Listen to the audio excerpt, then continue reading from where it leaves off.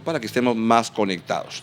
La campaña sigue avanzando, está recién calentando y acá en a3r.net y claro, estamos invitando a los candidatos presidenciales para que nos cuenten por qué quieren llegar a la presidencia. Y hoy tenemos el gran gusto de poder conversar con Mariano González, quien es precandidato presidencial de Salvemos al Perú. Mariano, gracias por estar en el programa. No, gracias a ti, Augusto. ¿Por qué quieres ser presidente del Perú? Mira, quiero servir a mi país, lo he hecho desde diversas posiciones y creo que es indispensable en esta etapa asumir el liderazgo del país, sobre todo por dos problemas básicos, ¿no? ¿Cuáles son? Uno, la inseguridad, y otro, toda esa situación de, digamos, de diferencias que hay entre uno y otro grupo. Y creo que estar en la capacidad de liderar un posible encuentro entre las diferentes posiciones, ¿no? ¿A qué te refieres con esta? Porque el de la inseguridad es evidente, ¿no? Sí. Los indicadores están ahí, esto avanza, tú has sido ministro del Interior hace ya buenos años, cuando sí. Todavía el tema estaba pues muy incipiente, ¿no? El deterioro ha sido enorme. En la segunda parte, en la de cómo unir a los peruanos, ¿cuál es tu entendimiento de lo que pasa ahí? Lo que sucede es que, a ver, hay una lucha intestina que es evidente, ¿no? Hay muchos grupos, pero hay dos grandes grupos que la gente, digamos, identifica y de un lado con una, a veces, respuesta inclusive hasta que parecería que hay algo de odio, ¿no? Un encono ahí innecesario, ¿no? Entonces, ¿cuáles son estos grupos? La DBA, ¿no? A lo que mucha gente denomina la DBA, y el otro lado que denomina los caviares, o sea, ¿no? Pelea de caviares contra sí, brutos y achorados. Y creo que hoy el verdadero enemigo es la inseguridad, el verdadero enemigo es la anemia infantil, el verdadero enemigo es la falta de oportunidades, la discriminación, una serie de problemas que yo creo que son, digamos, lo que llevaron a constituir algunas banderas de lucha en el 21 para Pedro Castillo. Banderas de lucha que creo yo siguen vigentes. Problemas que siguen vigentes y que nosotros los tomamos también como nuestros con una gran diferencia. ¿Cuál es? Que nosotros sí estamos preparados para gobernar, ¿no? Y que además tenemos las manos limpias tanto de corrupción como de sangre, ¿no? ¿No sientes que en esta pelea de caviares y derecha DBA, al menos está la mayor parte de la gente? Así es, no le interesa.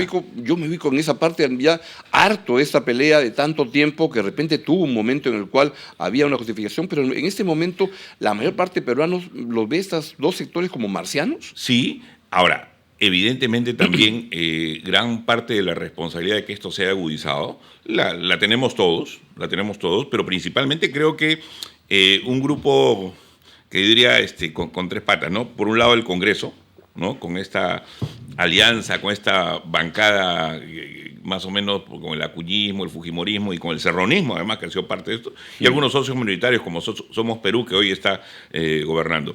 Pero también el Tribunal Constitucional ha hecho su parte, claro, ¿no? Y el gobierno, el Ejecutivo. El Ministerio Público es un campo de batalla donde la pelea es por la captura de la institución. Entonces, a los ciudadanos y ciudadanas de nuestro país lo que le interesa es que el Estado le dé servicios, que el sistema funcione, pero que funcione para todos. Así como es importante que funcione para los grupos económicos que ayudan a que la rueda económica siga circulando, también es importante que funcione para el ciudadano de a pie, para todos nuestros hermanos.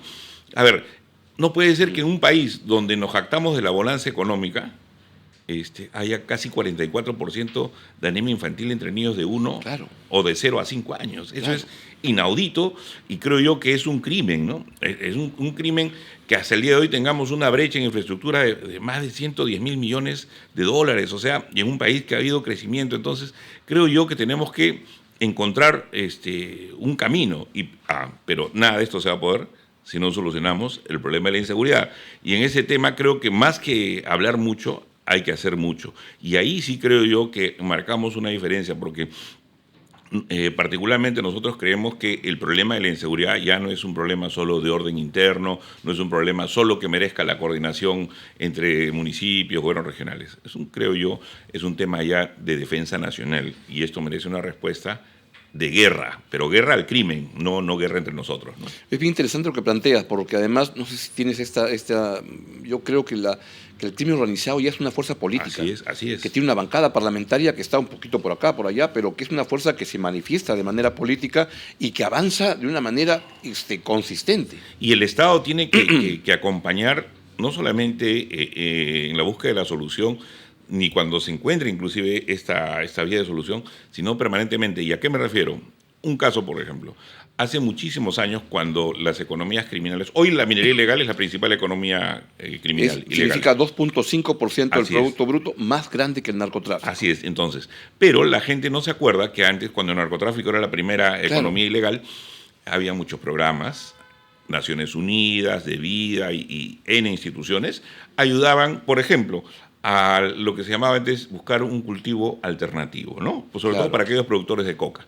Muchos de los productores de coca en el país migraron y siguieron no solamente la orientación, el Consejo de Naciones Unidas, de Vida y otros organismos, y muchos de ellos se fueron, por ejemplo, al tema de la palma aceitera. San Martín fue un buen espacio, ¿no? De eso ocurrió. Y se pacificó. O la palma aceitera en la zona en Pucallpa, ¿no? Pero ¿qué pasó?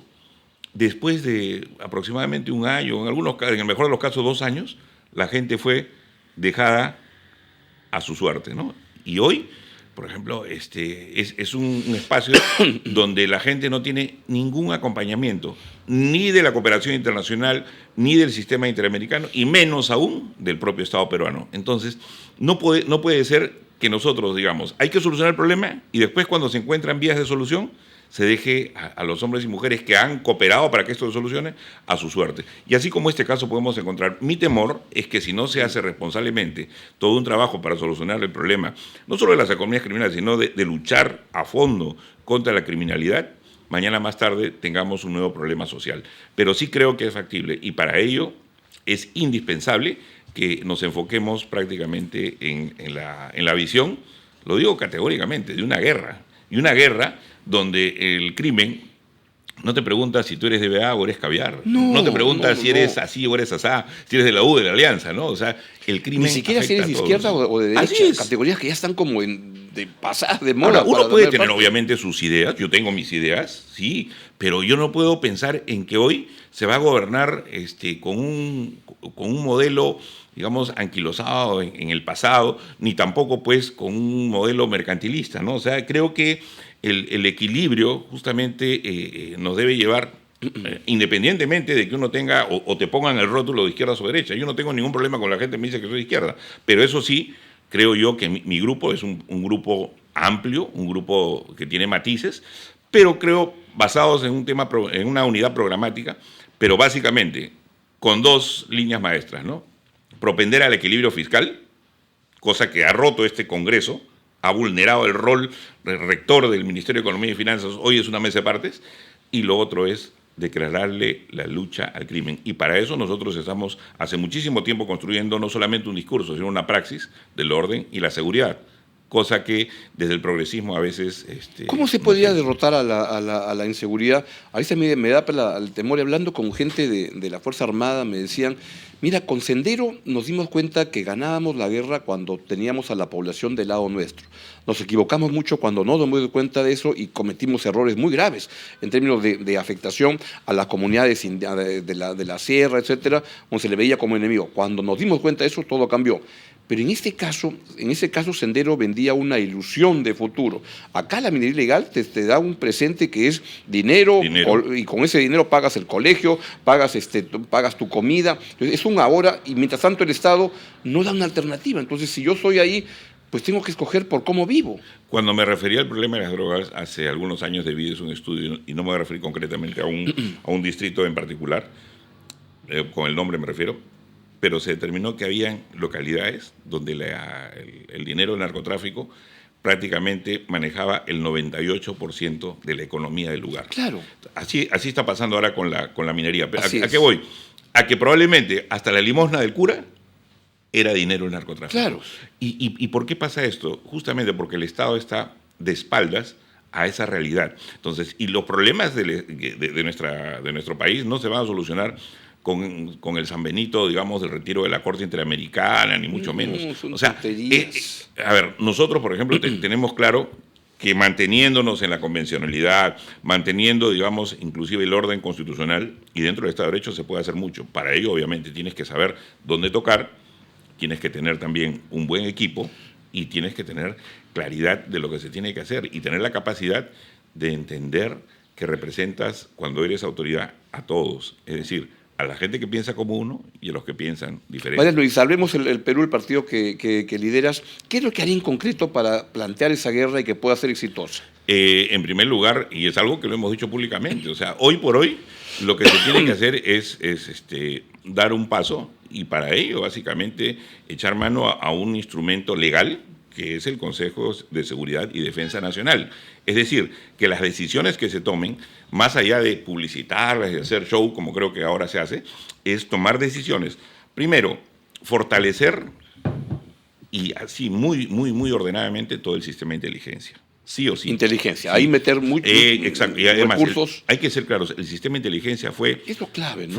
Fue prácticamente golpeado, desactivado, sí, en los 90, en la década del 90, donde el Fujimorato, lamentablemente Montesinos le hizo mucho daño, pero cuando llega el gobierno de Toledo, lamentablemente también se descabezó todo y no se reemplaza por otra. Así es. Entonces, desde ahí cargamos nosotros, creo yo, en una cruz, me refiero en la comunidad de inteligencia. Entonces, hay que reactivar, hay muy buenos hombres y mujeres de inteligencia y hay que darle la oportunidad que conduzcan a esa gente. Fortalecer el sistema de inteligencia. Es uno. Sí o sí. Segundo, que el liderazgo lo asuma el presidente de la República. Es decir, el problema de la inseguridad no es un problema solo que merezca una respuesta represiva policial. El problema de la inseguridad se soluciona enfocando de manera amplia. Y el problema de la inseguridad es un problema social, político, económico, estructural, que merece la respuesta al más alto nivel. El presidente de la República tiene que comerse el pleito y tiene que asumir los riesgos, porque para hacer tortillas hay que romper huevos, hay que asumir los riesgos inclusive de futuras denuncias, procesos, y para ello justamente, para que nuestros policías y, de ser el caso también, nuestros militares puedan asumir ese rol. ¿Y los riesgos cuáles son? Porque ahí te planteo que cada vez veo más encuestas que lo que te señalan es que lo que va creciendo es la posición autoritaria de decir, estoy dispuesto a ceder en términos de derechos de las personas a cambio de seguridad. Lo que pasa es que... He escuchado hasta algunos economistas que dicen, pero queremos unas normas que violen los derechos humanos. No. ¿Cómo que violen los derechos humanos? No es un tema ya de normas. Este instrumento, este mecanismo que existe a través del Consejo de Seguridad y Defensa Nacional, haría que el presidente de la República envía un acta, esto es reservado, no es algo que se pueda promocionar, ¿no? Pero sí podemos comentarlo hoy, asumiría el control de la lucha contra el crimen. ¿A qué me refiero? Así como se declaran a veces activos críticos, como se declaran, digamos, en emergencia el país, o hay informes de inteligencia que te determinan. O sea, hoy sabemos perfectamente que el crimen es un crimen que afecta a toda la región. Hay organizaciones criminales de Ecuador, de Colombia, de Venezuela, de Brasil, inclusive algunas de otras latitudes que coordinan con las nuestras, consorcian con las nuestras, ¿no?, en el Perú, y las nuestras también se han expandido. Entonces, lo que se tiene que hacer es enfrentar a estas organizaciones criminales como enemigos de la patria y declararles la guerra. Y para ello hay situaciones que lamentablemente pues, no se deben publicitar. Lo más que puedo decir es que echarle mano a este instrumento, a este mecanismo que es el Consejo de Seguridad y Defensa Nacional, declararle la guerra, y el resto corre por cuenta nuestra, porque hay que asumir, cuando me refiero a asumir los riesgos, me refiero a que no voy a dejar que los policías, militares u otros funcionarios públicos asuman el riesgo y después dejarlos a su suerte, claro, cuando pase el mandato. No. Asumir personalmente el riesgo de controlar todo lo que pueda pasar. Y, evidentemente, cuando se asume una situación como esta, lamentablemente pues, pueden haber situaciones que uno no ha previsto. Como por ejemplo, excesos. A ver, se hace una intervención, claro, y hay gente que lamentablemente no tiene nada que ver. Pasó, por ejemplo, en el tema de la misma captura de Ismael, ¿no? Había gente que no tenía que ver, sí, claro, pero pasó un mal rato. Entonces, cosas como estas van a pasar permanentemente. Y hay que tener, por eso, un sistema lo suficientemente fuerte. Lo segundo que hay que hacer... Primero, inteligencia. Segundo, el presidente de la República asume liderazgo. Y luego hay sectores clave, ¿no? Por ejemplo, la administración de justicia. O sea, hay que tener políticas jurisdiccionales definidas y nosotros creemos que necesariamente, más allá de que si se hace una reforma de fuera, de dentro, lo que hay que hacer es ordenar el Ministerio Público, ordenar el Poder Judicial, con el respeto a las instituciones, sí, pero de una manera organizada. Y lo que sí se puede hacer desde el gobierno es emitir políticas públicas orientadas a ello. Ahora, se necesita una reforma total del Instituto Penitenciario. O sea, es imposible que una institución tan importante, no solo para la administración de justicia, sino también para la seguridad y la lucha contra el crimen, tenga demasiadas sospechas de corrupción, demasiadas... Claro. Entonces, hay varios. Y lo otro es el ámbito... el Estado en sí tiene, creo yo, 4 ejes principales. Ya nos hemos referido ahorita al tema de la seguridad, al eje de la seguridad. Hay otro eje que es el eje económico y productivo. Se necesita resolver problemas... así como ha habido un paquete de leyes pro crimen en este Congreso, también ha habido un paquete de leyes que han vulnerado justamente el rol del MEF, el equilibrio fiscal, claro. Y lo que necesitamos es desactivar todo ese paquete normativo, devolverle al MEF el rol, ¿no?, de ente rector, pero no solo eso, sino además generar políticas que permitan justamente tener recursos y olvidarnos a veces de exoneraciones innecesarias, ¿no? Claro. O sea, en otras palabras, ordenar la casa. En el sector productivo también tenemos que luchar de la mano con el tema de la seguridad contra la minería, y tenemos también propuestas que implican, por ahí un candidato de la ultraderecha se estaba copiando un poco nuestras ideas, ¿no? O sea, que es básicamente... La ultraderecha te refieres a Porqui, ¿no? Sí, a Porqui. Sí, claro. O sea, nosotros hace mucho tiempo lo hemos expuesto. O sea, creemos en la necesidad de tener una institución del Estado que se encargue justamente de la formalización de los ilegales. ¿Cómo funciona en Chile? Como ENAMI, ¿no? Entonces, en Chile hay dos grandes empresas, Codelco y ENAMI. Entonces, ENAMI tiene un mix más o menos así como era ENACO antes y el Banco Minero, pero haciendo un seguimiento real, y hay que ordenar la casa. Una cosa son los mineros informales, los mineros ancestrales, y otra cosa son los ilegales que depredan. Claro. Y entonces hay que separar la paja del trigo a los que tengan la oportunidad de formalizarse, y a los otros hay que darle duro. Luego, el otro sector importante que hay que recomponer también es un tercer eje, que es el eje internacional, que tiene que ver con comercio exterior, política internacional. No puede ser que ante una situación como la del asilo se rompan relaciones con un país, ¿no? O que se mienta sobre un determinado caso, ¿no? El embajador de Cuba, ¿no? Por ejemplo, ¿no? O sea, terminado su función, ese señor se tiene que ir y vendrá otro. Pero eso no implica que sea una decisión política del Perú que se vaya, ¿no? Entonces, hay que ser honestos y ordenados cuando se administra el Estado. Y el otro, un eje esencial, que es el eje social. ¿Ahí qué cosa harían? Salud y educación. Somos en el plano social, hay muchos indicadores, pero uno de ellos es que somos el único país de la Alianza del Pacífico, entre Chile, México, Colombia y Perú, que todavía no recupera el nivel de pobreza que tenía antes de la pandemia. Así es. Por ejemplo, un tema importantísimo, ¿no? O sea, no puede ser que, me refería a la anemia infantil, no puede ser que haya un programa, que supuestamente es el programa matriz, pero cada sector e inclusive cada nivel de gobierno, local, regional, también haga lo suyo. Tiene que centralizarse en un gran programa y ponernos una meta de erradicar la anemia infantil, ¿no? De manera coordinada con la sociedad civil, pero liderado desde el sector salud, ¿no? Luego, nosotros sí tenemos una propuesta. Y ahí la idea sería bajar, que está en 44% de los niños tienen anemia. Y sí, cuando un niño tiene anemia, la posibilidad de comprensión lectora y de desarrollo. Es que ya es una persona que va muy limitada en la vida, ¿no? Vamos en pierde, ¿no? Y es limitada para su propio progreso y para el país. No cuentas con una mano de obra y una población que pueda educarse, sana, etcétera. Y lo otro es que tenemos una propuesta de un programa denominado Médico de Familia, que ya existe en otras latitudes, existe en España, en Brasil, en Costa Rica, y este médico de familia o este programa estaría orientado a fortalecer principalmente el nivel primario de atención en salud. Es decir, que con este programa nosotros podríamos garantizar que en menos de un año se podría reducir por lo menos en un 70% la necesidad de los pacientes en llegar a un hospital. Es que se quede, digamos, en el nivel donde debe estar y solamente las urgencias y emergencias puedan llegar, digamos, al hospital, ¿no? Entonces, y este programa permitiría, con herramientas como la telemedicina, la inteligencia sanitaria, que toda nuestra población tenga acceso a la salud real, ¿no? Porque hoy por hoy, en la mañana veía una noticia, era inaudito que una persona, si no me equivoco, en el Callao, pedía una cita por un tema pulmonar. ¿Y se la dieron para cuándo? Murió y se la dieron para 4 meses y la persona había muerto hace 3 meses. Claro. O sea, y hay mucha indolencia, ¿no? Otro tema en salud, por ejemplo, es la misma ley prevé de que los que administran fondos y los que prestan el servicio, es decir, las IAFAS y las IPRES, los que administran fondos asistenciales y los que administran las entidades prestadoras de salud, no deben tener la misma administración. Hoy por hoy, el Estado peruano es el primero que incumple, ¿no? En salud, por ejemplo, sigue siendo Claro. ambas cosas, ¿no? Es como si, por ejemplo, las compañías de seguro manejaran las clínicas, ¿no?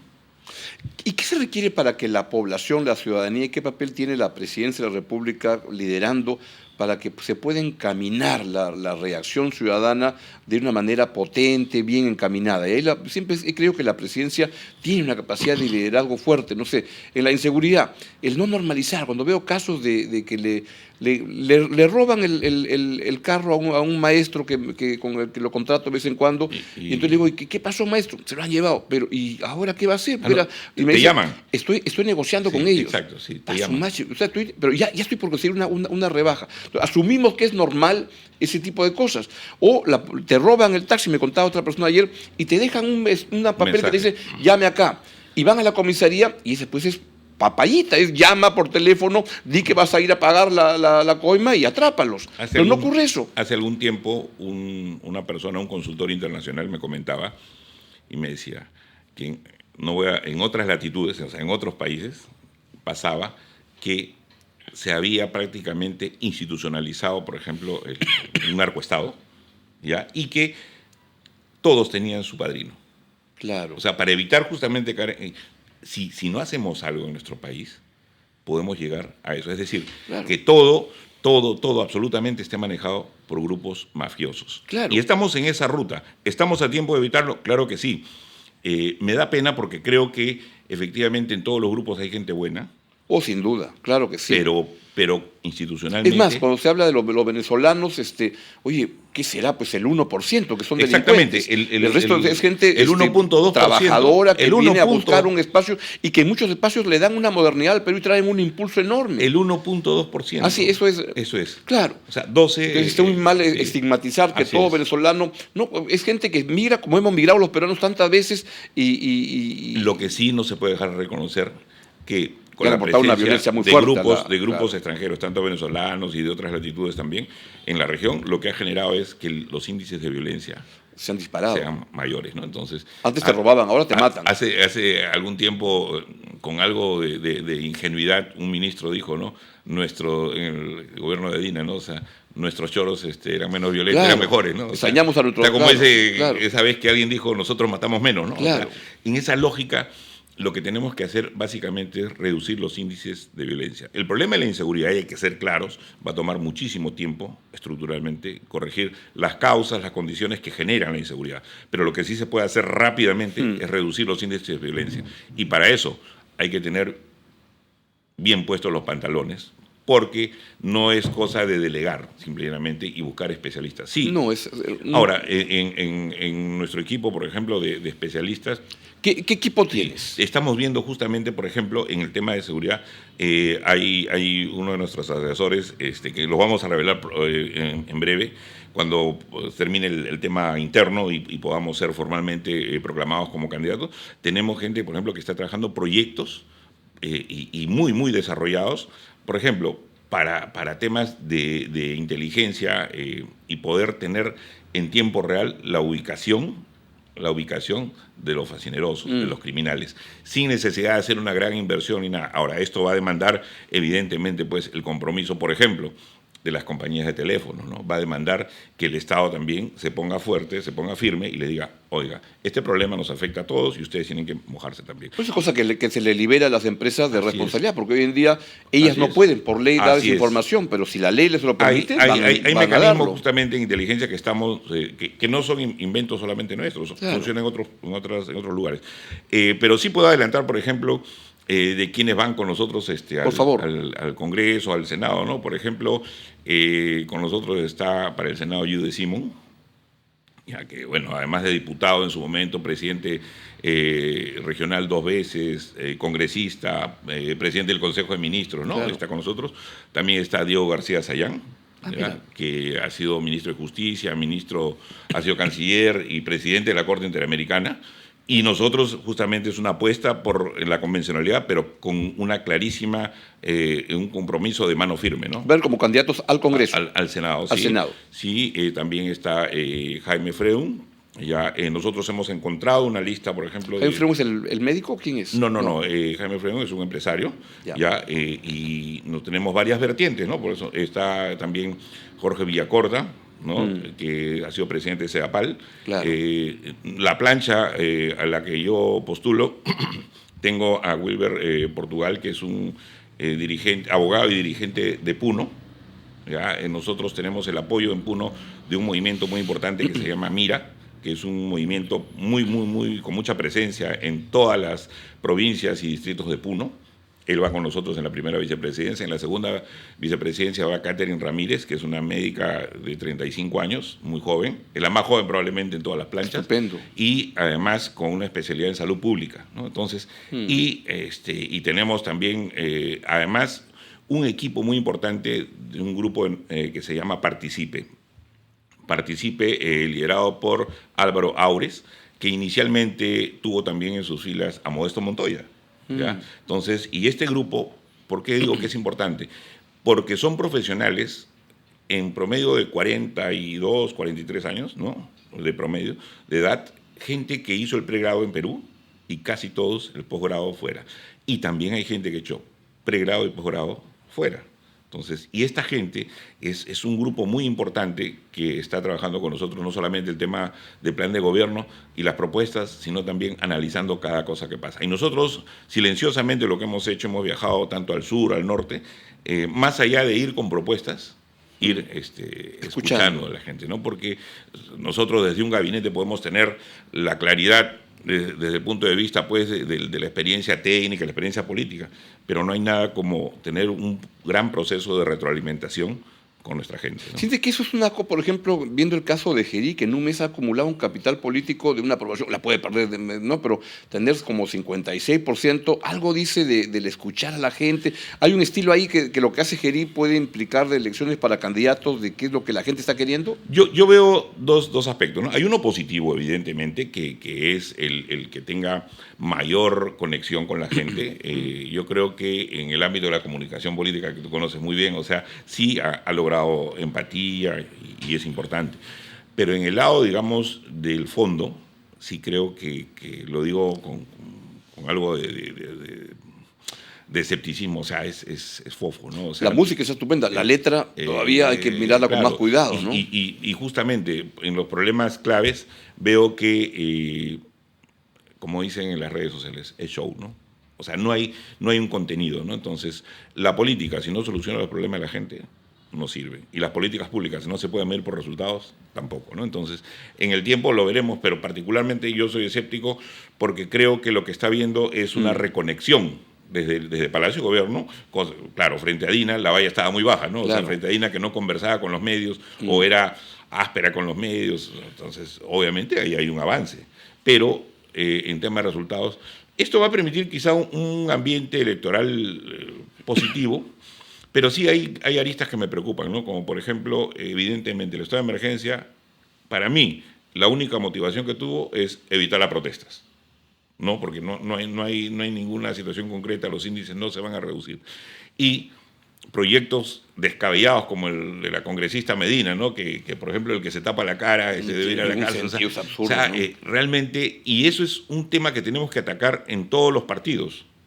El tema de las composiciones, no solamente de las listas, sino la calidad de políticos que ofrecemos en el mercado electoral. Exactamente. O sea, a veces me escucho que dicen la culpa la tiene el pueblo, la gente que elige. ¿No? Un ratito, tú me estás dando una góndola de candidatos que no me gusta. Claro. ¿Qué están haciendo para filtrar mejor sus candidatos? Siempre es un riesgo, y hay que separar también las cosas, ¿no? O sea, hay gente que tiene denuncias, evidentemente por temas de función, ¿no? No, denuncia puede de cualquiera, ¿no? Todo lo que pasa por el Estado tiene un montón de denuncias. Pero hay que ser claros, lo que no podemos nosotros tolerar es que venga gente vinculada a las economías criminales, que tengamos gente vinculada, digamos, a violaciones de derechos humanos, ni tampoco a temas de corrupción. Claro. ¿No? Van a firmar este pacto que el RRTC revisa tu candidato, sí, claro, que promueve transparencia, IPIS? Ahora, no solo eso, nosotros teníamos... es una propuesta que está haciéndose y que varios partidos están firmando. Sí. RTC, sí, revisa tu candidato. Además, a través justamente de la orientación oportuna de transparencia, teníamos toda la intención de generar un gran frente. Es más, yo antes de ingresar a Salvemos al Perú, inclusive venía conversando con mucha gente de similares posiciones y algunos no. Y mi idea era, por ejemplo, ir 7 u 8 grupos, porque no podemos decir, son partidos en formación, ¿no? 7 u 8 agrupaciones, ir juntos y hacer una gran coalición desde el progresismo hasta la derecha liberal. Pero obviamente había lamentablemente situaciones que ya son de conocimiento público, y lo último que tuvimos fue un intento de alianza y fracasó también, ¿no? Mariano, te quiero agradecer mucho que hayas estado en el programa, que no sea la última vez que vengas, la campaña recién calienta. Y mi objetivo es que puedan dar a conocer sus propuestas, sus iniciativas y desmarcarse de esto. Esas maratones, hay un montón de gente en el partidor y tienen que irse distinguiendo en el camino. Así es. Muchas gracias, Augusto, por la oportunidad. Mariano González, que el precandidato del partido Salvemos el Perú, quien está en la competencia, y le deseamos muchos éxitos.